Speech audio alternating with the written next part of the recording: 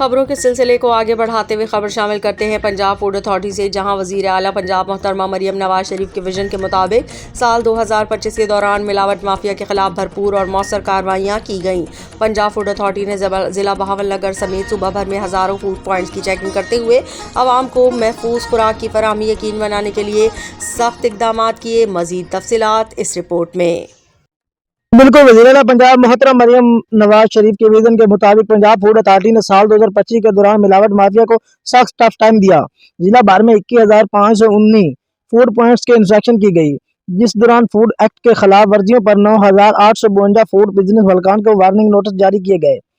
مختلف کارروائیوں کے دوران 71 فوڈ پوائنٹس کو پروڈکشن میں اصلاح تک بند کر دیا گیا، جبکہ جعل سازی کے مکروہ دھندے میں ملوث 56 مقدمات درج کروا کر 12 افراد کو گرفتار بھی کروایا گیا۔ کھیت سے پلیٹ تک محفوظ خوراک کی فراہمی کو یقینی بنانے کے لیے فوڈ سیفٹی ٹیمیں دن رات متحرک رہیں۔